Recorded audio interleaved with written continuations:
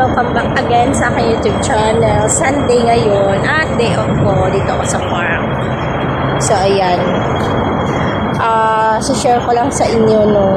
At sinabihan ako kahapon ni ma'am na maghanap daw ako ng kasama ko kung meron daw ba akong cousin or relatives na gustong pumunta dito. Kasi, wag na lang daw ako maingay kasi aalisin na talaga nila, i-terminate na talaga nila yung kasama ko. Seryoso na talaga sila. So yun, wala na akong magawa dun kasi iba talaga ang ugali niya, guys. Nagbabago-bago talaga yung ugali niya.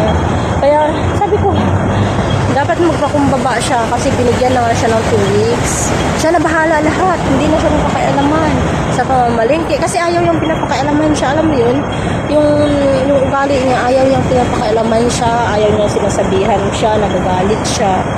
Alam mo yung ayaw yung pinapakialaman siya. Kaya yun, ang hirap talaga pag ganyan.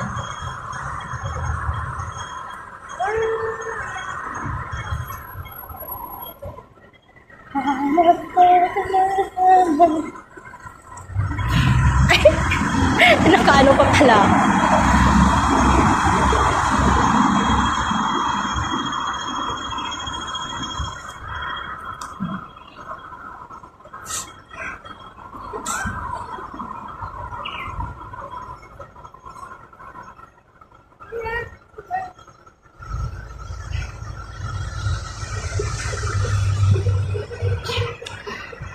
Hindi ko pala pinost.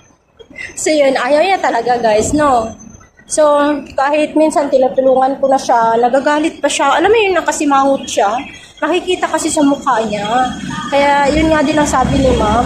Sabi ni ma'am, oo nga, sabi niya ganun na, ganun din siya sa amin. Sabi ganun, siguro, sabi niya sa'yo, nagbago din ba yung pakikitungo niya? Sabi ganun ni ma'am sa akin kahapon. Kasi wala siya, day off niya, kaya nag-usap kami ni ma'am. Habang nagpa-plancha ako, pinuntahan ako ni ma'am, tapos nagkukwento siya.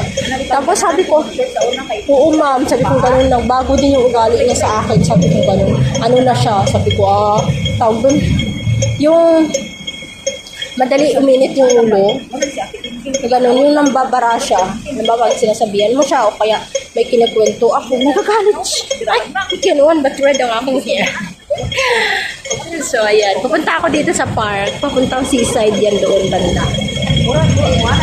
Ang ganda kasi dito. Wala pa akong almusal, guys. Wala pa akong almusal. Kaya okay lang.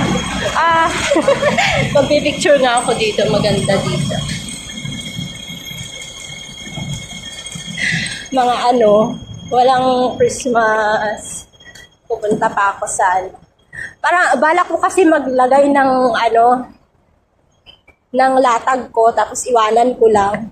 Lalagyan ko lang siya ng payong or basta para mamaya may mapestuhan ako kasi maaga pa.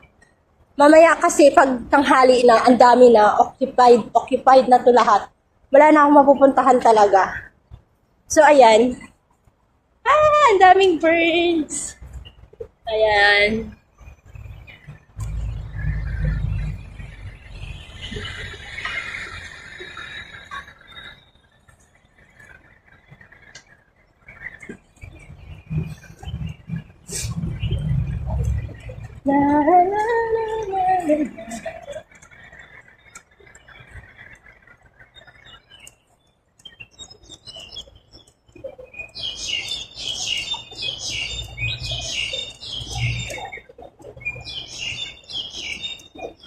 Mamaya punong-puno na to ng tao dito.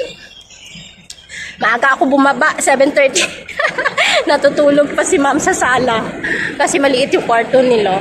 Tapos yung dalawang bata doon natulog. Tapos si sir. Tapos parang nag-away yata sila kagabi. Narinig parang nagsasagutan. So, pagising ko, nasi-CR ako. Pag ko, nasa labas si nanay. Nasa labas si ma'am. Doon siya natutulog. Kaya yun, dahan-dahan lang ako. Hindi na kami nakapag-usap ng kasama ko kasi busy na rin siya sa kusina. Tapos, maingay kasi. Pagalitan pa kami aga-aga, di ba? Kaya, ayun, malis na lang ako. Tinapik-tapik ko lang siya. Si ate, sabi ko, alis na ako. Wala nga akong almusal pa. Uminom lang ako ng tubig talaga. Wala pa akong almusal.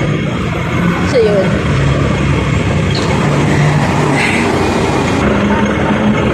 Ayan dito, malapit na.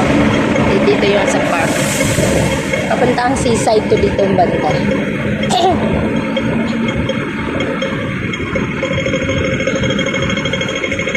Ayan. Mamaya kasi madami ng tao.